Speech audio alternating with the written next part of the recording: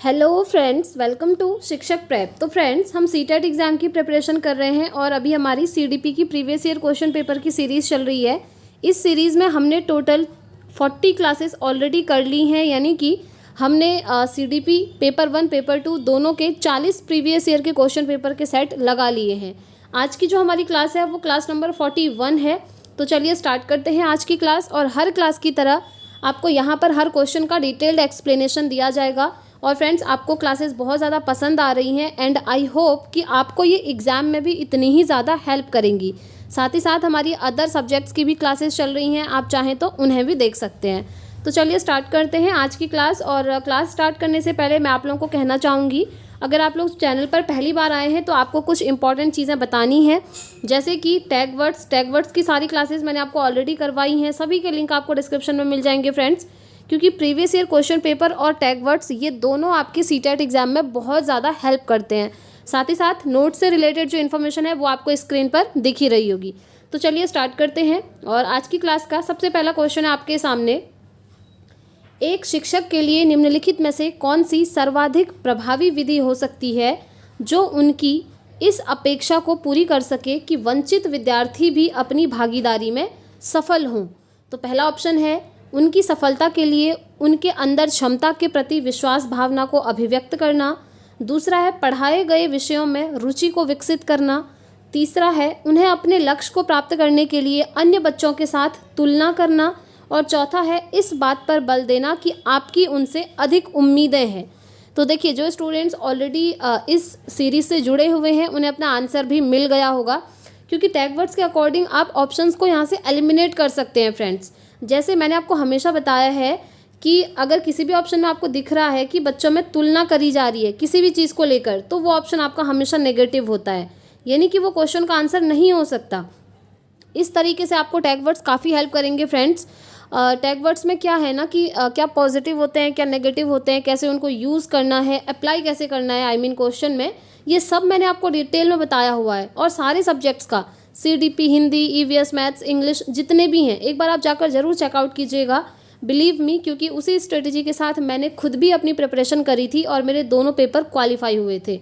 ठीक है, तो देखिए यहाँ पर क्या राइट आंसर होगा। पहला है, ये देखिए, जो तुलना करना है ये तो यहाँ से एलिमिनेट हो गया, क्योंकि हम कहते हैं कभी भी बच्चों में तुलना नहीं करनी है। तुलना करने से क्या होता है, बच्चों में हीन भावना पैदा होने लगती है, उनका आत्मविश्वास कम होने लगता है। ठीक है, तो ये ऑप्शन तो नहीं हो सकता सही। इस बात पर बल देना कि आपकी उनसे ज़्यादा उम्मीदें हैं, जी नहीं, ये चीज़ आपने कभी इस तरीके की चीज़ें बच्चों को नहीं बोलनी है। इनमें क्या होता है कि बच्चे प्रेशर में आ जाते हैं, और अगर बच्चा खुद को अच्छा परफॉर्म नहीं कर पाएगा तो उसे फिर बाद में रिग्रेट होता है कि अरे, टीचर की तो मुझसे बहुत ज़्यादा उम्मीद थी, मैं अपनी उम्मीद पे सही नहीं उतर पाया। ये चीज़ें भी आपने बच्चों के साथ नहीं करनी है। या आप देखिए, पढ़ाए गए विषय में रुचि को विकसित करना, जी नहीं, यहाँ पर बात हो रही है कि कौन सी सर्वाधिक प्रभावी विधि है जो उनकी इस अपेक्षा को पूरी कर सके कि वंचित विद्यार्थी अपनी भागीदारी में सफल हो सकते हैं।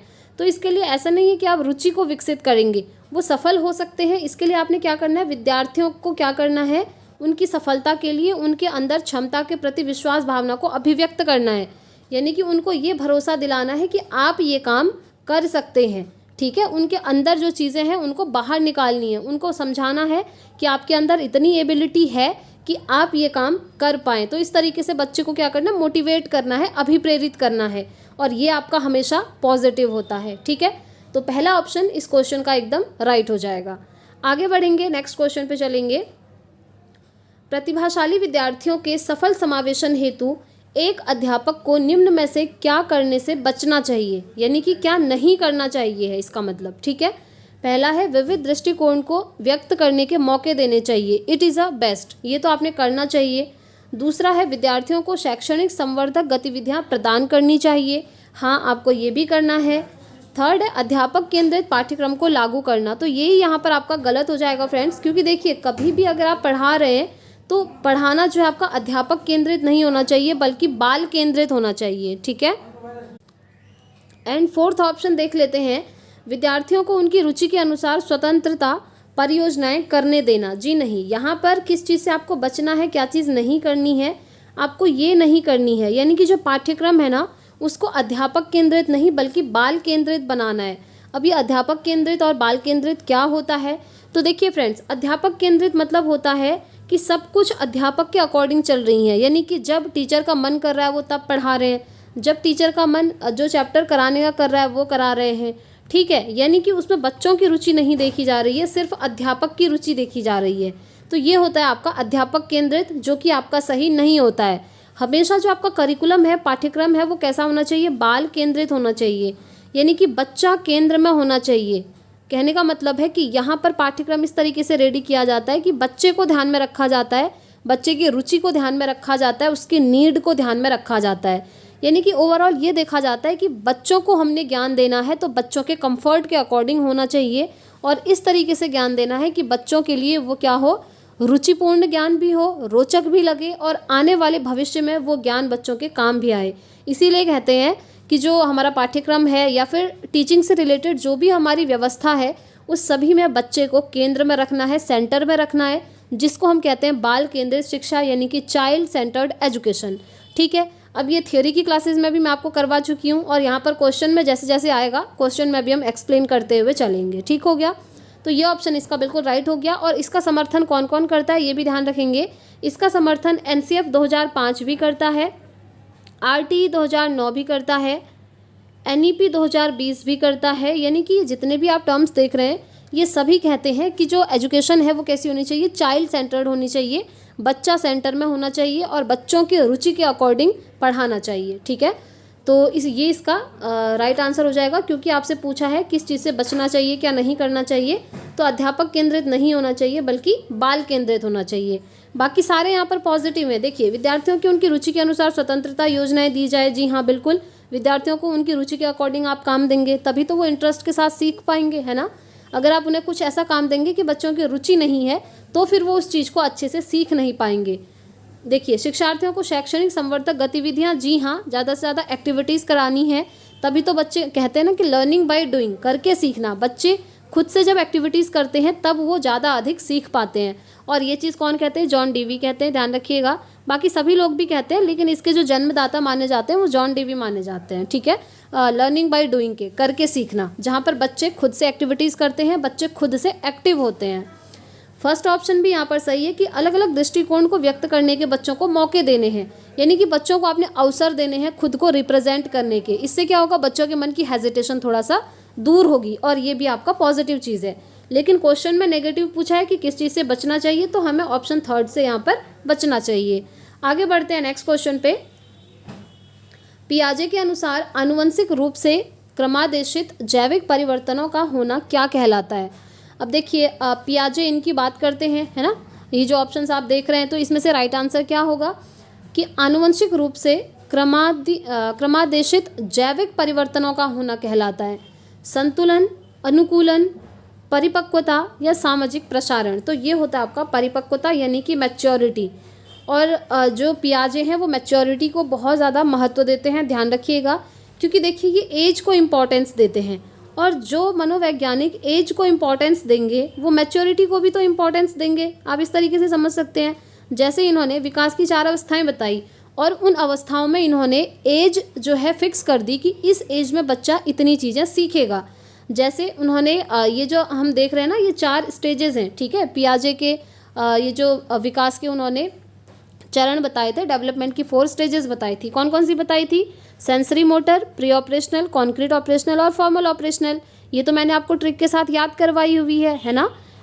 सेंसरी मोटर यानी कि संवेदीगामक, प्री ऑपरेशनल यानी कि पूर्व संक्रियात्मक, सी यानी कि कॉन्क्रीट ऑपरेशनल मूर्त संक्रियात्मक, और फॉर्मल ऑपरेशनल होता है अमूर्त संक्रियात्मक। तो जीन पियाजे कहते हैं कि इस स्टेज में बच्चा 0 से 2 साल का होगा और उसके अंदर कुछ लक्षण आएंगे। ऐसे यहाँ पर वो 2 से 6 वर्ष का हो गया, 6 से 12 का होगा, 12 प्लस होगा। तो यहाँ पर इन्होंने क्या किया है कि चीज़ें फिक्स कर दी हैं कि बच्चा इस एज में इतना ही सीखेगा। तो जो मनोवैज्ञानिक ध्यान रखिएगा, एज को इम्पोर्टेंस देंगे ना, आयु को महत्व देंगे, वो क्या करेंगे? मैच्योरिटी को महत्व देंगे। उनके कहने का मतलब होता है कि एज बढ़ने के साथ साथ बच्चे में मैच्योरिटी आती है, ठीक है। तो ये इसका यहाँ पर बिल्कुल राइट आंसर हो जाएगा, ऑप्शन थर्ड। आगे बढ़ेंगे नेक्स्ट क्वेश्चन पे। एक शिक्षक पाठ पढ़ाने में फलों और सब्जियों की कुछ तस्वीरों का उपयोग कर छात्रों के साथ एक चर्चा आयोजित करता है। छात्र अपने पूर्व ज्ञान के साथ पोषण की नई अवधारणा को जोड़ने का प्रयास करते हैं। यह तरीका निम्न में से किस उपागम पर आधारित है, बताइए। यहाँ पर क्या हो रहा है, शिक्षक पाठ पढ़ाने में फल और सब्जियों की कुछ तस्वीरों का उपयोग कर रहे हैं और छात्रों के साथ चर्चा भी कर रहे हैं, और छात्र क्या कर रहे हैं, अपनी जो प्रीवियस नॉलेज है यानी कि पूर्व ज्ञान है उसके साथ इस जो टीचर पढ़ा रहे हैं उस अवधारणा को, उस कॉन्सेप्ट को जोड़ते हुए पढ़ रहे हैं। यानी कि नई चीज़ पढ़ते हुए वो जो उनकी पुरानी नॉलेज है उसका यूज़ कर रहे हैं। हम कहते हैं ना कि हम जो भी नया चीज़ पढ़ रहे हैं उसको पढ़ाने से पहले टीचर ने क्या करना है, बच्चे की प्रीवियस नॉलेज को समझनी है और प्रीवियस नॉलेज से कनेक्ट करते हुए नया कॉन्सेप्ट बच्चों को पढ़ाना है। तो इसको हम क्या कहते हैं, ये है यहाँ पर हमारा ज्ञान का निर्माण करना। ठीक है, अब देखिए शास्त्रीय अनुबंधन ये क्या है, ये हो नहीं सकता। ये आपका जो पावलोव की थियोरी है ना, हमने पढ़ी थी, जो उन्होंने एक कुत्ते पर प्रयोग किया था जिसमें उसके कुत्ते के सामने भोजन लाते थे, फिर बैल बजाते थे, फिर भोजन लाए, इस तरीके से जो प्रयोग किया था उसकी बात हो रही है। तो उसमें ऐसी कोई बात नहीं होती है, क्योंकि उसमें क्या होता है ना, कंडीशनिंग होती है, अनुबंध बनता है, और वो क्वेश्चन में पूछा नहीं है। सेकंड है पुनर्बलन का सिद्धांत, जो स्किनर ने दिया था। पुनर्बलन, जैसे बच्चा कोई काम कर रहा है तो उसको हम पुनर्बलन देंगे, रीइंफोर्समेंट देंगे। कैसे, जैसे बच्चा अच्छा काम कर रहा है तो हम कहेंगे वेरी गुड बेटा, आपने बहुत अच्छा किया। इससे बच्चे को पॉजिटिव रीइंफोर्समेंट मिला, सकारात्मक पुनर्बलन, तो बच्चा उस काम को और अधिक अच्छे मन से करेगा नेक्स्ट टाइम। तो इन चीज़ों की बात क्वेश्चन में नहीं हो रही है। क्वेश्चन में क्या हो रहा है, क्वेश्चन में जो हमारी प्रीवियस नॉलेज है, पूर्व ज्ञान है, वो हमें हेल्प कर रही है नया ज्ञान ग्रहण करने के लिए, नई अवधारणा को ग्रहण करने के लिए। तो ये होता है हमारा कि नॉलेज कंस्ट्रक्ट हो रही है, यानी कि ज्ञान का निर्माण हो रहा है। ठीक है, तो fourth option will be the right answer. आगे बढ़ेंगे, नेक्स्ट क्वेश्चन। मानकीकृत जांच परीक्षाओं के फायदेमंद होने पर तर्क दिया जा सकता है, क्योंकि। क्यों तर्क दिया जा सकता है? पहला है, यह प्रतिभाशाली और उच्च बौद्धिक स्तर वाले व्यक्तियों को उनका स्थान दिलाने में सहायता करता है। मानकीकृत जांच परीक्षा और शैक्षिक प्रदर्शन के बीच श्रेष्ठ सहसंबंध है, या वे भविष्य में पेशे में सफलता की भविष्यवाणी करते हैं, या फिर वे दाखिला अधिकारी के निर्णयों की अपेक्षा अधिक निष्पक्ष और यथार्थवादी होते हैं। तो आपको पता होगा ये जो मानकीकृत जांच परीक्षण होते हैं ना, ये जो स्टैंडर्डाइज्ड टेस्ट होते हैं, ये बहुत ही ज़्यादा क्या होते हैं, निष्पक्ष होते हैं। ठीक है, यहाँ पर कोई भी ऐसे आप नहीं कर सकते कि चीटिंग हो रही है, क्योंकि वो मानकीकृत हैं, उनके मानक निर्धारित हैं। अगर आप इतना लाएंगे तभी पास होंगे, वो मानक निर्धारित होते हैं। तो यहाँ पर क्या होता है कि अधिकारी के निर्णयों की अपेक्षा अधिक निष्पक्ष और यथार्थवादी होते हैं। यहाँ पर कोई भी चीटिंग वगैरह नहीं हो सकती मानकीकृत परीक्षण में। ठीक है, यानी कि स्टैंडर्डाइज्ड टेस्ट में। चलिए, तो फोर्थ ऑप्शन इसका राइट आंसर हो जाएगा। आगे बढ़ेंगे नेक्स्ट क्वेश्चन पे। एक विद्यार्थी परीक्षा में अंतिम स्थान पर आने से बचने के लिए अध्ययन कर रहा है। यह किस तरह के लक्ष्य का उदाहरण है?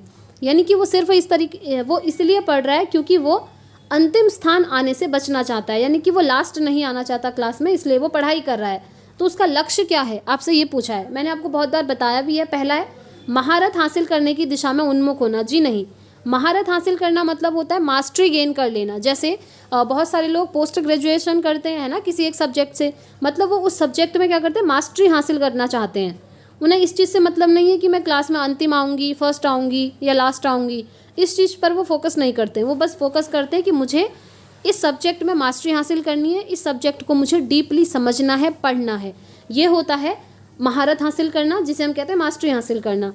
दूसरा है परिहार उन्मुख महारत लक्ष्य, प्रदर्शन की दिशा में उन्मुख लक्ष्य या परिहार उन्मुख। तो देखिए, ये होता है आपका प्रदर्शन की दिशा में उन्मुख लक्ष्य, यानी कि आप ये खुद को ये प्रदर्शित करना चाहते हैं कि मैं क्लास में थर्ड नहीं आऊँगी या क्लास में थर्ड नहीं आऊँगा, इसलिए आप अपनी पढ़ाई कर रहे हैं और आपका लक्ष्य यही है, प्रदर्शन की दिशा में लक्ष्य है कि खुद का आपने क्या करना है, रिप्रेजेंट करना है खुद को, ये प्रदर्शित करना चाहते हैं कि मुझे क्लास में अंतिम नहीं आना है। तो ये होता है ऑप्शन थर्ड, एकदम राइट आंसर। आगे बढ़ते हैं नेक्स्ट क्वेश्चन पे। विद्यार्थियों का एक समूह अपने खेल के दौरान एक लोकप्रिय नृत्य रियलिटी शो के दृश्य दर्शाता है। 8 वर्षीय सना एक जज के तौर पर दूसरे बच्चों के नृत्य पर टिप्पणियां कर रही है। यह परिस्थिति बच्चों के सामाजिकरण में डैश की महत्वपूर्ण भूमिका दर्शाती है।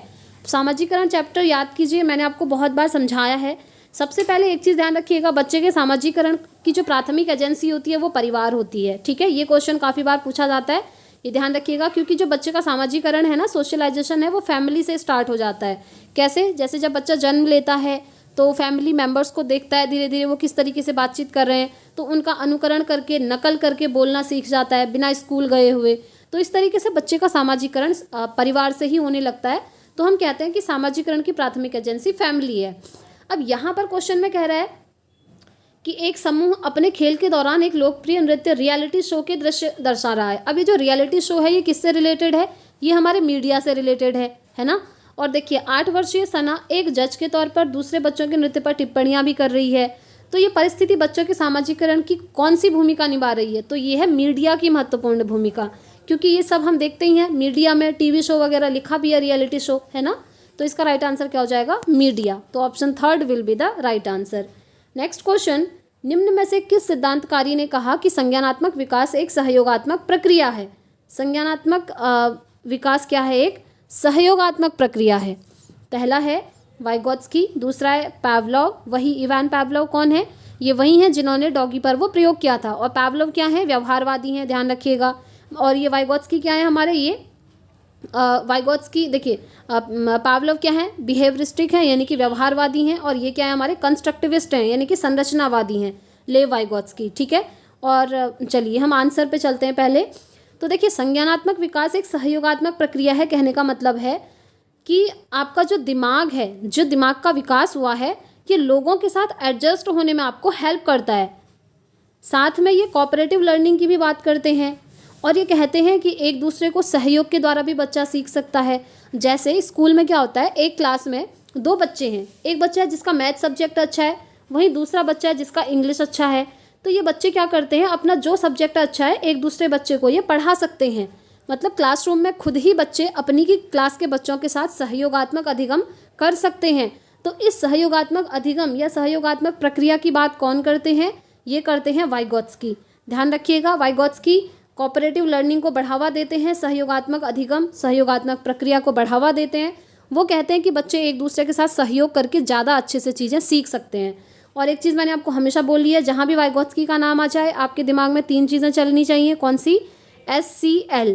ठीक है, ये न्यूमोनिक आपको याद होगा, है ना। मैंने कई बार आपको बताया है। S होता है सोसाइटी यानी कि समाज, C होता है कल्चर यानी कि संस्कृति, L होता है लैंग्वेज यानी कि भाषा। तो ये जो वाइगोत्स्की हैं इन 3 चीज़ों को महत्व देते हैं, समाज, संस्कृति, भाषा। अब क्वेश्चन कैसे बनता है? क्वेश्चन ऐसे बनता है कि निम्नलिखित में से कौन मनोवैज्ञानिक संस्कृति को सबसे ज़्यादा महत्व देते हैं? आपसे पूछेंगे वाइगोत्स्की, स्किनर, पावलोव, वॉटसन। आप क्या कहेंगे? वाइगोत्स्की। ठीक है। और ये क्वेश्चन मैंने अपने मन से नहीं बनाया है, क्योंकि ये कई बार पूछा है। आप देख भी रहे होंगे जो कंटिन्यूसली सीरीज़ को फॉलो कर रहे हैं, ऐसे क्वेश्चन कई बार बने भी हैं। नेक्स्ट क्वेश्चन, पाठ्य सहगामी क्रियाओं का प्रमुख उद्देश्य क्या होता है? पाठ्य सहगामी क्रियाएं क्या होती हैं? देखिए, एक तो होता है कि बच्चों को स्कूल में पढ़ाया जा रहा है, वो आपकी शैक्षिक क्रियाएं हो गई। लेकिन पाठ्य सहगामी क्रियाएं, को करिकुलर एक्टिविटीज़, स्कूल के बाहर जब आप स्पोर्ट्स वगैरह करते हैं, आपके कोई कंपटीशन वगैरह होते हैं, आप शैक्षिक भ्रमण के लिए जाते हैं, तो ये जो अदर एक्टिविटीज़ होती हैं ना, जो आपको बाहरी दुनिया से जोड़ती हैं, जो आपके डेली लाइफ से रिलेटेड चीज़ों से कनेक्ट करती हैं आपको, तो उसका उद्देश्य क्या होता है पूछा है। पहला है शिक्षार्थी को विद्यालय छोड़ने से बचाना। जी नहीं, ऐसी कोई बात नहीं होती है। सेकंड है शिक्षार्थी को उन्नतशील विद्यालयी वातावरण प्रदान करना। थर्ड है शिक्षार्थी की अनुशासनहीनता की समस्याओं का निदान। ऐसा थोड़ी होता है कि बच्चा जब अनुशासनहीनता कर रहा है तब आप बच्चों को करिकुलर एक्टिविटीज़ कराएंगे, ऐसा नहीं है। ये जो करिकुलर एक्टिविटीज़ होती हैं, पाठ्य सहगामी क्रियाएं होती हैं, ये सभी बच्चों को करवाई जाती हैं, क्योंकि इनमें बच्चों की रुचि भी होती है और बच्चों का शारीरिक विकास भी होगा, बौद्धिक विकास भी होगा, है ना। तो इस तरीके से ये करिकुलर एक्टिविटीज़ कराई जाती हैं, जो कि सभी बच्चों के लिए बहुत ही ज़्यादा फ़ायदेमंद होती हैं और बच्चों का मन भी करता है। आपने देखा होगा स्कूल में छोटे बच्चों को खेल के माध्यम से सिखाया जाता है। रीज़न यही होता है कि बच्चे खेल के माध्यम से सीखना पसंद करते हैं, उनका इंटरेस्ट उसी में होता है। तो इस तरीके से भी बच्चों को पढ़ाया जाता है। ठीक है। 4th ऑप्शन है शिक्षार्थियों के विकास को संवर्धित करना। ये बिल्कुल सही है। मैंने आपसे कहा ना, यहाँ पर बच्चे का क्या होता है, बौद्धिक विकास भी होगा, शारीरिक विकास भी होगा। शारीरिक विकास यानी कि फिजिकल डेवलपमेंट, क्योंकि बच्चे खेल कूद कर रहे हैं, स्पोर्ट्स कर रहे हैं, तो ऑब्वियसली उनके शरीर का विकास होगा, उनकी जो मसल्स हैं वो भी स्ट्रांग होंगी। और बौद्धिक विकास तो होगा ही होगा, क्योंकि थोड़ा बहुत दिमाग भी तो यूज़ करना ही पड़ेगा गेम्स में, है ना। तो इसीलिए कहा है कि शिक्षार्थियों के विकास को संवर्धित करना पाठ्य सहगामी क्रियाओं का उद्देश्य होता है। तो 4th ऑप्शन इसका राइट आंसर हो जाएगा। आगे बढ़ेंगे। नेक्स्ट क्वेश्चन, अभिप्रेरणा क्या है? मोटिवेशन क्या है? परीक्षण का परिणाम है, अभिप्रेरणा और सीखने की इच्छा दोनों एक बात है। बालकों को नई बातें सीखने को उकसाता है। उस अनुकूल परिस्थिति को कहते हैं जिसमें बच्चे सीखते हैं। अब ये अभिप्रेरणा क्या है? देखिए फ्रेंड्स, यहाँ पर जो आप ऑप्शन थर्ड देख रहे हैं ना, बालकों को नई बातें सीखने को उकसाता है, यही है आपका अभिप्रेरणा। ये कोई नेगेटिव चीज़ नहीं है उकसाना, ठीक है, वैसा वाला उकसाना नहीं हो रहा है, बल्कि अंदर से बच्चे को अभिप्रेरित करने की बात हो रही है, अंदर से बच्चे में रुचि पैदा करने की बात हो रही है। बालकों को नई बातें सीखने के लिए उनके मन में रुचि पैदा करना, उनको उकसाना कि आप ये काम कर सकते हैं। जैसे अभी आप लोग मोटिवेटेड हैं, इसीलिए तो आप ये वीडियो देख रहे हैं, क्योंकि आप मोटिवेटेड हैं कि मुझे अपना सीटेट क्वालिफाई करना है, उसके बाद गवर्नमेंट टीचिंग का एक एग्ज़ाम निकालना है, मुझे टीचर बनना है। मतलब आप क्या हैं? अभिप्रेरित हैं, मोटिवेटेड हैं। यही होता है कि बालकों को नई बातें सीखने के लिए मोटिवेट करना। अब आप मोटिवेट कैसे हुए होंगे? या तो हो सकता है आप किसी फैमिली मेम्बर से मोटिवेट हुए होंगे, या फिर आपकी ड्रीम जॉब होगी टीचर बनना, या फिर आप किसी महापुरुष वगैरह से मोटिवेट होंगे, या अपने टीचर से मोटिवेट होंगे, या कोई एक आइडियल पर्सन होगा आपकी लाइफ में, आप उससे भी मोटिवेट हो सकते हैं। तो मोटिवेट होना मतलब यानी कि अभिप्रेरित होना होता है कि बालकों को नई बातें सीखने के लिए आप उकसा रहे हैं ताकि वो नई चीज़ें सीख पाए, उस काम को कर पाए, ठीक है। बाकी इसका आंसर ये सब नहीं होंगे कि परीक्षण का परिणाम है, ये परिणाम थोड़ी होता है। यहाँ से तो स्टार्टिंग होती है, जब बच्चे के मन में रुचि पैदा करी जाएगी, बच्चा मोटिवेट होगा, तभी तो वो सीखने के लिए रेडी होगा। अभिप्रेरणा और सीखने की इच्छा दोनों एक बात है जी नहीं। सीखने की इच्छा अगर खुद से बच्चे में है तो उसको हम मोटिवेशन नहीं कहेंगे। मोटिवेशन मिलती है हमको किसी और चीज़ से, ठीक है, जिसे देख करके हमारे मन में भी ये बात आती है कि हाँ, मुझे भी ये काम करना चाहिए। फोर्थ ऑप्शन है अनुकूल परिस्थितियों को कहते हैं जिसमें बच्चे सीखते हैं, ऐसा नहीं होता है। इसका राइट आंसर हो जाएगा ऑप्शन थर्ड। आगे बढ़ते हैं नेक्स्ट क्वेश्चन। सफल अधिगम के लिए आवश्यक है कि शिक्षक बीच बीच में शिक्षार्थियों का मनोरंजन भी करता रहे, ठीक है। दूसरा है शिक्षार्थियों के मानसिक स्तर एवं रुचि को ध्यान में रखकर उन्हें पढ़ाया जाए। देखिए यहाँ पर बात आ गई ना कि बच्चों को क्या करना है, उनका मेंटल लेवल देखना है और उनकी रुचि को देखना है और उनकी रुचि को ध्यान में रखते हुए पढ़ाना है। जस्ट ऊपर एक क्वेश्चन आया था, वहाँ भी मैंने आपको बताया था कि बच्चों की रुचि के अनुसार बच्चों को पढ़ाना है। अब ये मानसिक स्तर क्या है? कहने का मतलब है बच्चा जिस क्लास में है आप उसको उसी क्लास की चीज़ें पढ़ाइए। अगर बच्चा 4th क्लास में है तो आप उसको 4th क्लास का ही पढ़ाइए, आप उसको 7th क्लास का मत पढ़ाइए, क्योंकि उसका जो मानसिक विकास हुआ है, यानी कि जो मेंटल डेवलपमेंट हुआ है, अभी वो 4th क्लास के जितना ही है। तो इसीलिए बच्चा जिस क्लास में है उसे उस क्लास के लेवल की चीज़ें पढ़ाएंगे और उनकी रुचि को ध्यान में रखते हुए बच्चों को वो चीज़ें पढ़ाइए जिसमें उनकी रुचि है। अगर बच्चों को आपकी किसी टीचिंग मेथड से पढ़ाना समझ में नहीं आ रहा है तो आप एज अ टीचर अपनी टीचिंग मेथड को चेंज करके पढ़ाइए। जैसे आपने डेमो करके पढ़ाया, कुछ बच्चों को समझ में आया, कुछ को नहीं आया, तो जिन बच्चों को नहीं समझ में आया उनको आप फिर किसी दूसरी मेथड से पढ़ाइए। आप उनको रियल लाइफ में वो चीज़ दिखा करके पढ़ा सकते हैं, या शैक्षिक भ्रमण पर ले जाकर पढ़ा सकते हैं, या एक्टिविटीज़ करवा के पढ़ा सकते हैं। तो कहने का मतलब है बच्चों की रुचि को ध्यान में रखते हुए आपने पढ़ाना है। तो हमको आंसर यहीं पर मिल गया ऑप्शन 2। अब देखिए, शिक्षक को अपने विषय पर पूर्ण अधिकार हो तो सफल अधिगम के लिए सिर्फ यही ज़रूरी नहीं है। धनी परिवार के शिक्षार्थियों हेतु अलग, ये कितनी नेगेटिव चीज़ें देखिए। कह रहा है कि धनी परिवार के शिक्षार्थियों को अलग कक्ष में बैठाइए क्योंकि उनकी फैमिली क्या है, रिच है, उनके पास पैसा ज़्यादा है। इसको तो हम कहेंगे बिग नो, क्योंकि एजुकेशन में ऐसी चीज़ बिल्कुल भी नहीं देखी जाती है। हम ये मानते हैं कि हर बच्चा कैपेबल होता है, चाहे वो धनी हो, चाहे पुअर हो, चाहे नॉर्मल कंडीशन हो, पैसे से कोई मतलब नहीं होता है। स्कूल में बच्चा आ गया तो सभी को एक समान शिक्षा देंगे बिना भेदभाव के, ठीक है। तो इसका राइट आंसर हो गया ऑप्शन 2। आगे बढ़ते हैं नेक्स्ट क्वेश्चन पे। आप यदि किसी ऐसे विद्यालय में पढ़ा रहे हैं जहां शिक्षार्थी आदिवासी हैं तो आप इन शिक्षार्थियों को अनुशासन में रखने के लिए क्या उपाय अपनाएंगे? आपने सुना होगा फ्रेंड्स, EMRS की वैकेंसीज आती हैं, एकलव्य मॉडल रेजिडेंशियल स्कूल्स। इसमें जो वैकेंसीज आती हैं वहाँ पर ऐसे ही बच्चों को पढ़ाया जाता है जो आदिवासी होते हैं। ऐसे स्कूल्स भी होते हैं। हाँ, आप लोगों ने सुना भी होगा, EMRS में जो वैकेंसीज आती हैं, टीचर्स बनते हैं, वो आदिवासी स्कूल में ही बनते हैं, ठीक है। तो इसी से रिलेटेड क्वेश्चन भी आ गया है। तो इन शिक्षार्थियों को अनुशासन में रखने के लिए आप कौन से उपाय अपनाएंगे, पूछा है। पहला है, आप उन्हें खुली छूट देंगे कि विद्यालय में आएँ या ना आएँ। ऐसे करने से तो अगर बच्चे आएंगे ही नहीं, फिर क्या करेंगे आप। दूसरा है, आप उनकी पृष्ठभूमि को ध्यान में रखकर उनसे बहुत बचकर रहेंगे, बचकर नहीं रहेंगे। आप टीचर हैं, आपका काम है बच्चों को मोटिवेट करना, ठीक है।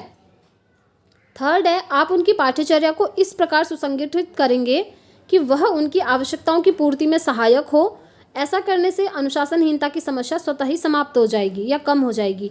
ये बेस्ट है, आपको भी दिख रहा होगा। इसमें कह रहा है कि इस तरीके की पाठ्यचर्या आपने रेडी करनी है, आपने लेसन प्लान इस तरीके से बनाना है कि हर बच्चे की जो आवश्यकता है वो पूरी हो जाए। जैसे बच्चों को जिस तरीके से पढ़ना पसंद आता है आप उनको उस तरीके से पढ़ाइए। जिस तरीके का आप प्लान बना रहे हैं आप पहले ये देखिए कि बच्चों को वो तरीका अच्छा लगेगा या फिर नहीं लगेगा। इससे क्या होगा, बच्चों को समझ में भी आएगा, बच्चे रुचि लेकर पढ़ेंगे और अनुशासनहीनता भी यहाँ पर नहीं होगी। ठीक है, तो थर्ड ऑप्शन इसका राइट आंसर हो जाएगा। आगे बढ़ते हैं नेक्स्ट क्वेश्चन। एक विद्यार्थी कक्षा में ध्यान नहीं दे पाता, आसानी से दूसरी ओर आकर्षित हो जाता है, नियुक्त स्थान पर नहीं बैठ पाता है, बेचैन रहता है और वस्तुएं खो देता है।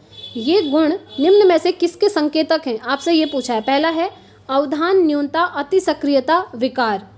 ठीक है, इसको हम इंग्लिश में बोलते हैं ADHD, attention deficit hyper activity disorder, यानी कि अवधान न्यूनता अति सक्रियता विकार। दूसरा है दृश्य बाधिता, तीसरा है वाचन वैकल्य, चौथा है लेखन वैकल्य। देखिए, दृश्य बाधिता मतलब होता है जब बच्चे को देखने में दिक्कत आ रही है, और ये क्वेश्चन में हमसे ऐसा कुछ नहीं बोला है। वाचन वैकल्य होता है जब बच्चे को बोलने में प्रॉब्लम आती है, तो क्वेश्चन में ऐसा कुछ भी नहीं पूछा है। लेखन वैकल्य होता है जब बच्चे को लिखने में दिक्कत आती है, वो लिख नहीं पाता है, उसे हम लेखन वैकल्य कहते हैं। और क्वेश्चन में इसकी बात भी नहीं करी गई है। क्वेश्चन में बात करी गई है कि एक बच्चा क्या है, कक्षा में ध्यान नहीं दे पाता है, यानी कि उसमें अवधान की कमी है, अटेंशन की कमी है, attention deficit hyper activity disorder है। यहाँ पर क्या होता है कि बच्चा अटेंशन नहीं दे पाता, ध्यान केंद्रित नहीं कर पाता। जैसे आप स्कूल में पढ़ा रहे हैं तो बच्चा ज़्यादा देर तक आप में ध्यान केंद्रित नहीं कर पाएगा, उसका मन ही नहीं लगता है। जैसे थोड़ी देर वो बैठेगा, थोड़ी देर बाद वो बोर हो जाएगा, फिर वो कुछ दूसरी एक्टिविटी करने लगेगा, फिर थोड़ी देर बाद उसमें भी बोर हो जाएगा, फिर कोई नेक्स्ट एक्टिविटी करेगा। तो इस तरीके से जब बच्चा एक जगह पर ज़्यादा देर तक ध्यान केंद्रित करके अटेंटिव होकर नहीं बैठ सकता, उसको हम कहते हैं ADHD, यानी कि बच्चे के अंदर अवधान की कमी है, अवधान न्यूनता अति सक्रियता विकार है। ठीक है, ADHD। अब देखिए ये ना लर्निंग की क्या है, डिसेबिलिटी है, अधिगम की अक्षमता है। अब ये जो अक्षमताएं हैं काफ़ी सारी होती हैं, मैंने आपको एक वीडियो में सारी जितनी भी आपकी 10 या 12 अक्षमताएं हैं सब करवाई हुई हैं। वो वीडियो आप लोग देख लीजिएगा एक बार। अगर आपको ना मिले सर्च करके तो कमेंट करके बताइएगा, मैं आपको लिंक प्रोवाइड कर दूंगी। क्योंकि देखिए वो जो 12 अक्षमताएं हैं ना, उनसे क्वेश्चन आपके बनते ही हैं। जैसे एक अक्षमता है आपका ऑटिज्म। ऑटिज्म क्या होता है, हिंदी में बोलते हैं स्वलीनता। स्वलीनता में क्या होता है कि बच्चा सामाजिक नहीं हो पाता, बच्चा सोशल नहीं होता है, समाज में जाना पसंद नहीं करता है, वो अकेले बैठे रहता है, अकेले कमरे में बंद रहता है। समाज में अगर उसे जाने को कह दो तो वो खुद को कंफर्टेबल फील नहीं कर पाता। ये क्वेश्चन भी काफ़ी बार पूछा गया है, तो एक बार आप उस वीडियो को देख लीजिएगा, उसमें मैंने आपको सारी चीज़ें बताई हैं। जैसे बच्चे को अगर लिखने में दिक्कत आ रही है तो उसे कौन सी अधिगम अक्षमता है, उसे है आपके डिस्ग्राफिया। जिसको डिस्ग्राफिया होगा वो बच्चा अच्छे से लिख नहीं पाएगा, उसे लिखने में प्रॉब्लम होगी। ऐसे ही जब बच्चे को पढ़ने में प्रॉब्लम होती है तो उसे होता है डिसलेक्सिया। ठीक है, तो इस तरीके से मैंने सब करवाए हैं, एक बार आप चेकआउट ज़रूर कीजिएगा। और इसका राइट आंसर है ऑप्शन 1। आगे बढ़ते हैं नेक्स्ट क्वेश्चन पे। नेक्स्ट क्वेश्चन है, श्रवण बाधिता वाले विद्यार्थियों के समावेशन हेतु एक अध्यापिका को डैश करना चाहिए। यानी कि बच्चे को सुनने में दिक्कत है, श्रवण बाधिता यानी कि लिसनिंग की प्रॉब्लम है, बच्चा सुन नहीं पाता है, तो उन बच्चों को सभी बच्चों के साथ समावेश करने के लिए, पढ़ाने के लिए एज अ टीचर आप क्या करेंगे। पहला है उस वक्त बोलने से बचना चाहिए जब विद्यार्थी उसका चेहरा न देख पाए, बिल्कुल सही है। सेकंड है सांकेतिक भाषा के इस्तेमाल को हतोत्साहित करना। जी नहीं, अगर आप सांकेतिक भाषा यूज़ नहीं करेंगे, नॉर्मली बोलेंगे, तो फिर श्रवण बाधित बच्चा कैसे एडजस्ट होगा, उसे तो सुनाई नहीं देगा। थर्ड है सहायक तकनीकों के इस्तेमाल से बचना चाहिए। जी नहीं, अगर बच्चा सुन नहीं पा रहा है तो आप कुछ ऐसी टेक्निक्स ला करके पढ़ा सकते हैं। ठीक है, जानकारी प्रक्रमण के लिए अतिरिक्त समय नहीं देना चाहिए, जबकि अतिरिक्त समय आप दे सकते हैं अगर बच्चा श्रवण बाधित है तो। इसका राइट आंसर क्या हो जाएगा कि उस वक्त आपको नहीं बोलना है जब बच्चे टीचर का चेहरा नहीं देख रहे हैं, क्योंकि बच्चे वैसे ही यहाँ पर कह रहे हैं कि श्रवण बाधित है, बच्चे सुन नहीं पा रहे हैं कुछ, तो आप क्या करेंगे, आप उस टाइम पर नहीं बोलेंगे जब बच्चे आपको देख ना पाएँ, क्योंकि आप सांकेतिक लैंग्वेज यूज़ कर सकते हैं, साइन लैंग्वेज। और अगर बच्चे आपका फेस नहीं देख पा रहे हैं, आपके रिएक्शन नहीं देख पा रहे हैं, तो उनको समझ ही नहीं आएगा कि आप क्या बोल रहे हैं। ठीक है, तो इसका राइट आंसर हो जाएगा ऑप्शन 1, टीचर को यही करना चाहिए। तो आज की क्लास में इतने ही क्वेश्चन करते हैं फ्रेंड्स, इससे आगे के क्वेश्चंस हम नेक्स्ट क्लास में करेंगे। अगर आप चैनल पर नए हैं तो चैनल को सब्सक्राइब ज़रूर कीजिएगा। और फ्रेंड्स, अगर आपको क्लासेस पसंद आ रही हैं तो प्लीज़ आप वीडियो को लाइक कीजिएगा, क्योंकि लाइक करने से मुझे मोटिवेशन मिलती है। और आप लोगों को ये क्लासेस बहुत पसंद आ रही हैं। आप सभी को इसके लिए थैंक यू सो मच। और आपको ये क्लासेस बिलीव मी काफ़ी हेल्प करेंगी एग्ज़ाम में। आप खुद वहाँ पर ये चीज़ रियलाइज़ कर पाएंगे, ठीक है। बाकी अपनी प्रिपरेशन करते रहिए। अदर सब्जेक्ट्स की भी हम प्रिपरेशन करा रहे हैं, आप उन क्लासेस को भी ज्वाइन कर सकते हैं। और अगर आपकी कोई भी क्वेरी है तो आप मुझसे कमेंट बॉक्स में पूछिएगा, मैं पूरी कोशिश करूँगी आप सबको रिस्पॉन्स करने की। और टैग वर्ड्स की वीडियोज़ देखना बिल्कुल भी ना भूलें फ्रेंड्स, क्योंकि ये चीज़ पिछली बार भी काफ़ी सारे स्टूडेंट्स को हेल्प करी थी। आप उनसे पूछ भी सकते हैं और इस बार आपको भी वो बहुत हेल्प करेंगी। तो इस वीडियो में इतना ही रखते हैं फ्रेंड्स, मिलेंगे कल नेक्स्ट वीडियो में। Thanks for watching.